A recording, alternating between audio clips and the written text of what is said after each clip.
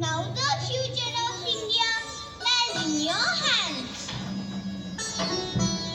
After many years of struggle and courage, India finally became free in the year 1947. Now my children are free. My heart is full of joy. I can finally see peace, smiles and hope in my land. After 1947, our leaders worked very hard to make India strong. They wanted to give every citizen rights and freedom. Let's watch this a lovely presentation. Our presentation.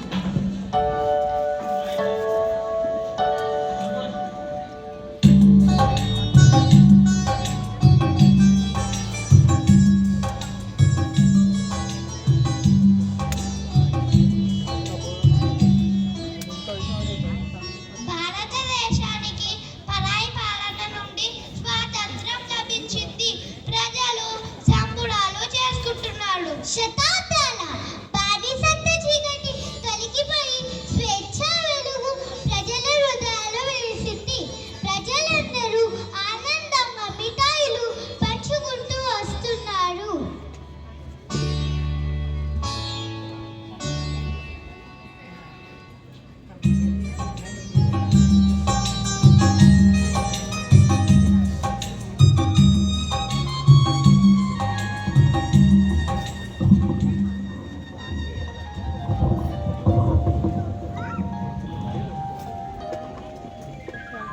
Bharat Mata key జై! భారత్ మాతా key జై! భారత్ మాతా key జై! ఈ రోజు మన దేశానికి కొత్త ఊపిరి పుట్టింది. బానిసత్వం నుంచి బయటపడ్డ ఆనందం నా గుండెల్లో ఉప్పొంగుతోంది. ఈ స్వేచ్ఛ వెనుక ఎందరో వీరుల త్యాగాలున్నాయి. ఈ స్వాతంత్రాన్ని మనం కర్తవ్యంతో కాపాడుకుందాం. మన దేశాన్ని గర్వంగా ముందుకు నడిపిద్దాం. వందే మాతరం! వందే మాతరం! వందే మాతరం!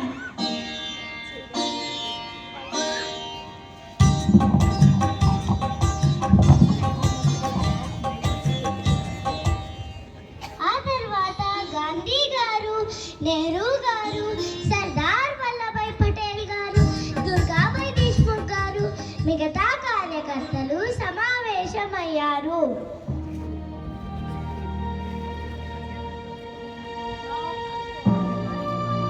మనకు స్వాతంత్రం అయితే వచ్చింది, కానీ దేశాన్ని నడిపించే ఒక బలమైన శక్తి లేకపోతే స్వేచ్ఛ నిలవదు. దేశమంతా ఒకటిగా ఉండాలి. ప్రతి రాష్ట్రం, ప్రతి పౌరుడు ఒకే తాటిపై నడవాలి.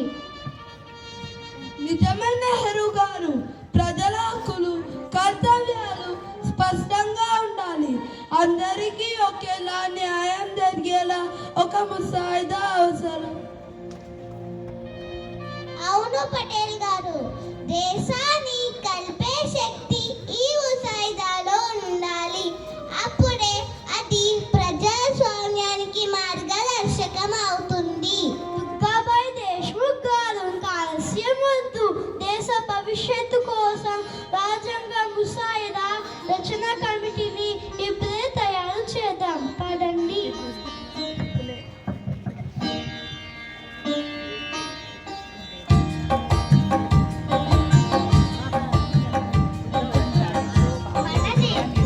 మన దేశానికి స్వాతంత్ర్యం వచ్చింది, కానీ ప్రజల హక్కులను కాపాడేందుకు, న్యాయం సమానత్వాలను నిలబెట్టేందుకు దేశానికి ఒక దిశ చూపించే గొప్ప మార్గదర్శకం కావాల్సి వచ్చింది. దానికోసం ఎవరెవరు కృషి చేశారో ఇప్పుడు తెలుసుకుందామా తన్విక? తప్పకుండా ధృవిక. దేశాన్ని నడిపించడానికి ఒక బలమైన రాజ్యాంగం అవసరమైంది. అందుకోసం ఏర్పడిందే డ్రాఫ్టింగ్ కమిటీ. దానికోసం వాళ్ళు ఏం చేశారో ఇప్పుడు చూద్దాం. ఇప్పుడు భారత రాజ్యాంగ సభ సభ్యులందరూ సమావేశమవుతారు.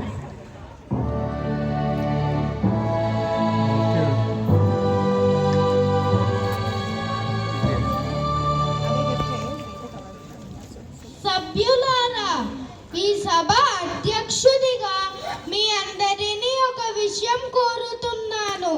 దేశాన్ని ఉత్తమ మార్గంలో నడిపించుటకు మనం కృషి చేయాలి.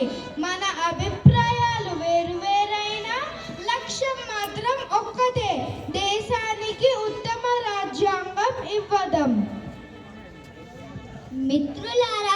మిత్రులారా, మన ముందు ఉన్న ఈ బాధ్యత చాలా గొప్పది. ఈ రాజ్యాంగం కేవలం చట్టాల పుస్తకం కాదు, రాబోయే తరాల కోసం కూడా. ఇది భారతదేశ ప్రజల భవిష్యత్తు. ఈ దేశం విజ్ఞానం, విద్య, ఆలోచనతో ముందుకు సాగాలి. అవును గోపాలస్వామి గారు, దేశం బలంగా ఉండాలంటే రాష్ట్రాలు ఐక్యంగా ఉండాలి. విభజన కాదు, ఏకత్వమే భారత బలం. ఈ భావన రాజ్యాంగంలో ఉండాలి. అంబేద్కర్ గారు, దేశం ఏకత్వంగా ఉండాలంటే కేంద్ర రాష్ట్రాల మధ్య సమతుల్యత అవసరం. అంబేద్కర్ గారు, న్యాయ వ్యవస్థ స్వతంత్రంగా ఉండాలి.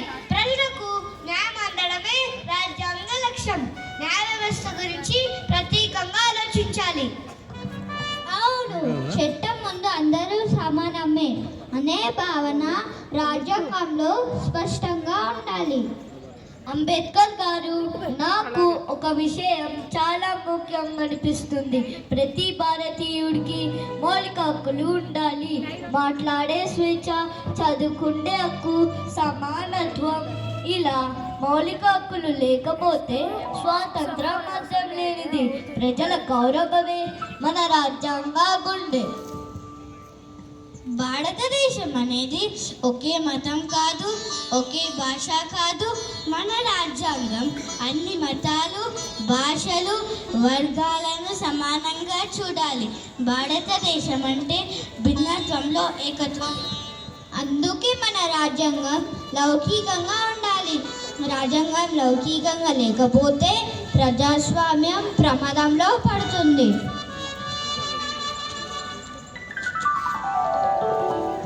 అనేక రోజుల చర్చలు, వేర్వేరు అభిప్రాయాలు, కానీ లక్ష్యం మాత్రం ఒకటే, దేశానికి ఒక దిశ ఇవ్వడం. సభ్యులందరూ కలిసి చర్చించి రాజ్యాంగం రాయడం పూర్తి చేశారు.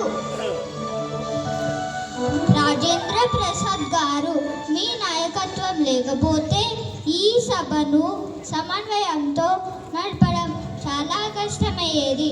డ్రాఫ్టింగ్ కమిటీ తరపున మేము రూపొందించిన ముసాయిదాను సభ ముందు ఉంచుతున్నాను.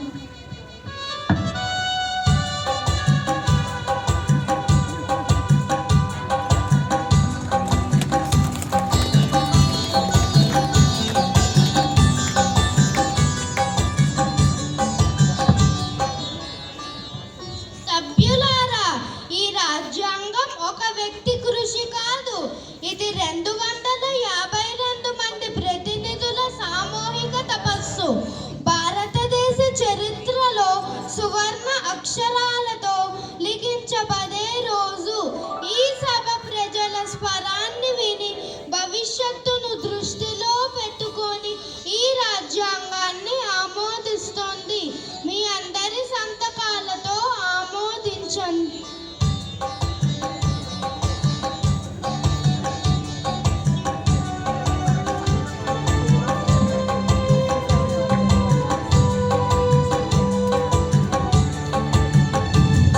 డాక్టర్ రాజేంద్ర ప్రసాద్ గారి అధ్యక్షతన రాజ్యాంగ సభ సభ్యుల అనేక రోజుల చర్చల తర్వాత అనేక అభిప్రాయాల మధ్య సంతకాల రూపంలో నవంబర్ 26, 1949వ సంవత్సరంలో రాజ్యాంగాన్ని ఆమోదించారు. కానీ 1950 జనవరి 26వ తేదీన మన రాజ్యాంగం అమలులోకి వచ్చింది. భారతదేశ పౌరులమైన మనం మన హక్కులను అనుభవించడమే కాకుండా